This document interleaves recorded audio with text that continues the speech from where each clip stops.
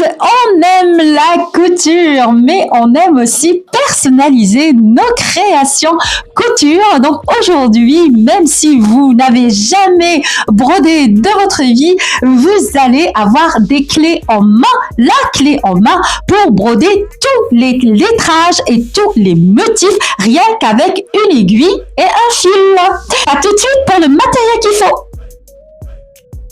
Pour commencer à vous entraîner, il va falloir ramener un tissu de couleur unie de préférence, un cercle à broder. Ici, j'ai pris un moyen qui fait 15 cm de diamètre, une paire de ciseaux et de quoi marquer un stylo à friction de préférence et un petit réglé. Et ainsi que vos fils et votre aiguille à broder. Nous allons commencer par tracer un trait, comme vous voyez sur le film, et puis marquer des pointillés séparés de 1 cm de distance entre eux. Donc 1 cm. Voilà. Pour la longueur du trait, vous pouvez partir sur 6 ou 7 cm.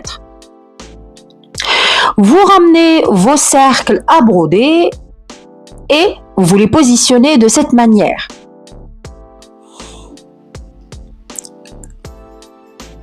On emboîte bien et on revisse pour resserrer les deux cercles. Une fois que votre tissu est bien tendu, là, on ramène notre aiguille avec un gros chat et votre fil à broder.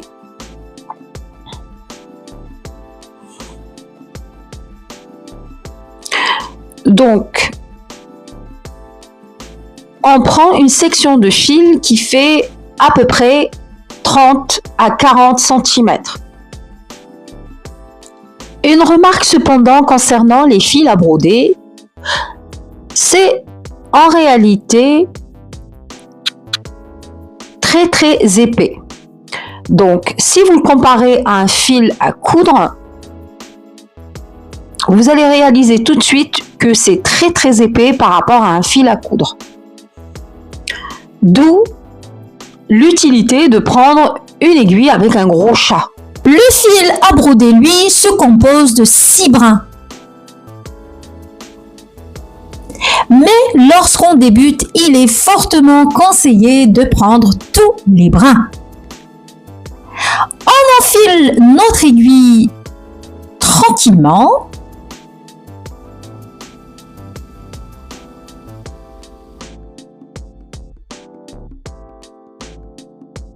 On tire une dizaine de centimètres de fil. Et voilà ce qu'on devrait avoir. Une petite partie donc de 10 cm environ. Et le reste, ça sera votre partie la plus longue. Cette même partie que nous allons nouer au bout. Et voilà.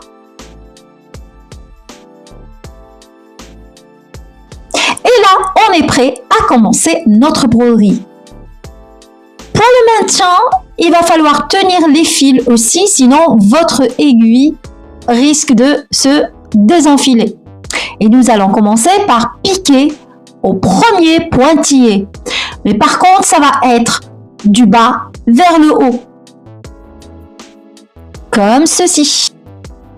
Ok, parfait. Maintenant, nous allons commencer à piquer. Donc, du bas vers le haut. Ok, mais comment savoir, puisque nous sommes censés tenir notre tambour correctement pour pouvoir broder?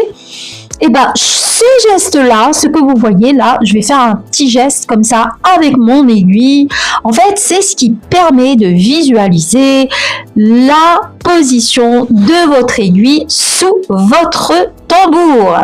Et hop, nous allons piquer à l'endroit souhaité, comme vous voyez, pour commencer tout simplement notre broderie. Bravo, donc votre petit pas a commencé, donc le premier pas. Par la suite, tenez avec votre main gauche votre fil afin que vous soyez un petit peu débarrassé. Et là, nous allons piquer au second pointillé. Donc, ce sera pointillé par pointillé, vous allez voir. Bravo, vous venez donc de former votre premier point. Allez hop, on entame notre deuxième point. Donc, avec cette méthode, nous allons sortir par le troisième pointillé. Donc, je parlais de la méthode. Voilà ce que vous voyez sur le film pour savoir un petit peu où se trouve votre aiguille et de bien viser votre sortie. Voilà, ça c'est l'envers. Et voilà, donc on vient de sortir du troisième point. Et n'oubliez pas de retenir le fil avec votre pouce, ça va vous aider à travailler, à mieux travailler. Et là, nous allons partir en arrière, c'est-à-dire piquer à l'extrémité du premier point que nous avons effectué tout à l'heure. Vraiment, c'est pour combler les vides, que les points soient côte à côte, sans aucun vide. Donc, on vient de piquer dans le même trou, si vous voulez.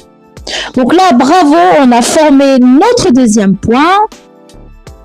Et nous allons continuer, ainsi de suite. Donc, on sort dans le pointillé numéro 4 et on rentre à l'extrémité, encore une fois, de votre point précédent. Vraiment dans le même trou. J'espère que c'est clair. En tout cas, mettez-moi en commentaire si vous avez des questions. Je me ferai un plaisir de vous répondre. Donc, on continue comme ça. Donc, on pique dans le prochain pointillé. Et là, je vous pose la question pour voir si vous êtes encore là. Est-ce qu'on pique dans A ou dans B? Répondez-moi à la question. Donc, on pique dans quel pointillé? Voilà. Bon, malheureusement, je ne vais pas vous faire attendre. Je suis obligée de répondre à la question. Donc, c'est le point arrière. Et du coup, on retourne en arrière et on pique à l'extrémité du point précédent. Là, nous avons fini de former notre quatrième point. On attaque le cinquième point arrière, toujours avec le même mécanisme. Et enfin, on finalise. Comme vous voyez, hop, on sort notre fil au maximum et on pique à l'extrémité du point précédent. Voilà, notre trait est maintenant fini. Nous allons retourner notre tambour pour effectuer un nœud afin de bloquer nos fils.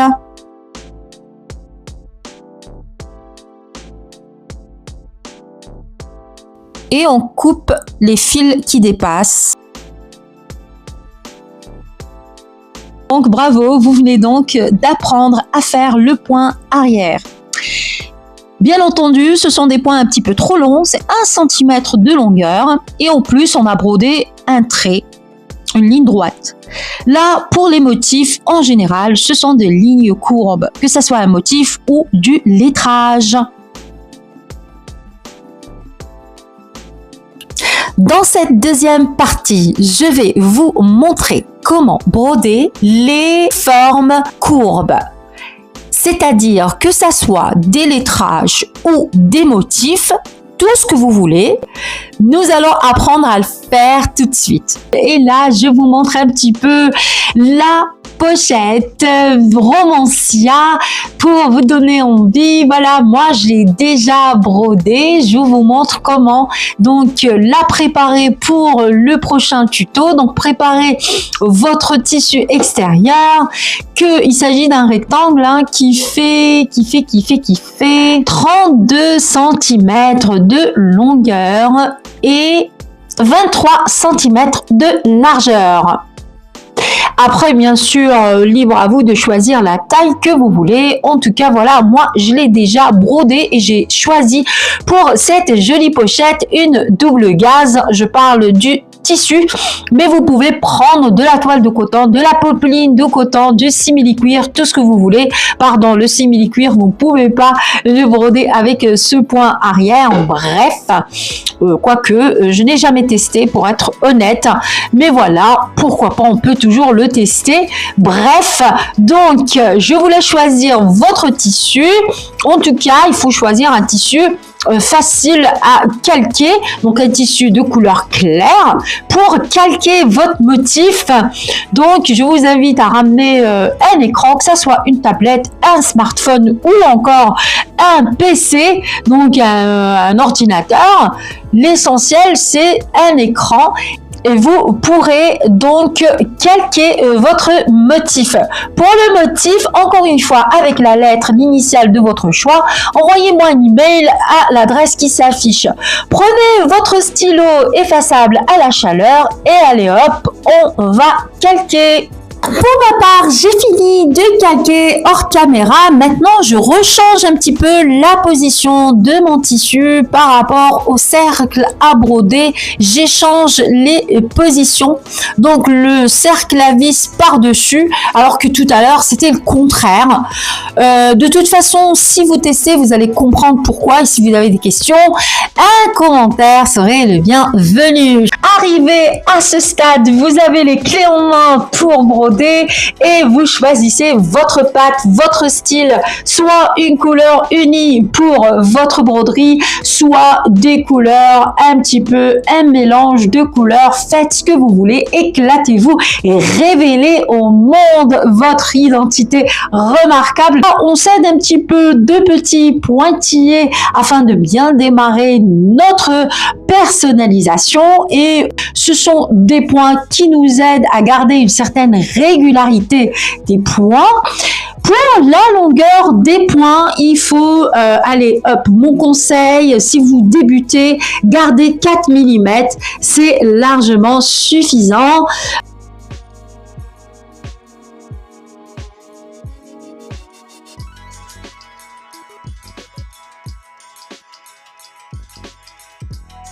On forme nos points comme ça, l'un à côté de l'autre, comme ceci. Je vais maintenant former mon troisième point.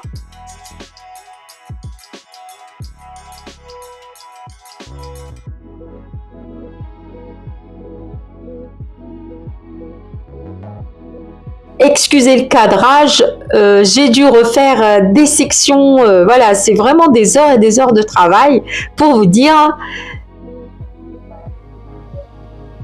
Donc j'espère que vous voyez un petit peu comment ça se passe. Allez hop, j'ai changé mon fil pour plus de sensation de, voilà, de peps. Donc voilà, à présent, vous savez tout, vous savez comment broder, personnaliser vos projets couture. Quant à moi, je vous donne un rendez-vous sur 100% couture, comment coudre cette jolie pochette Romancia. Donc je vous donne rendez-vous pour un prochain tuto bien bientôt. Je ne sais pas quand il va sortir, mais c'est en cours, je le filme. Soyez présents, hâte de vous retrouver donc pour cette prochaine vidéo. À très vite, si Dieu nous prête vie. Bye bye!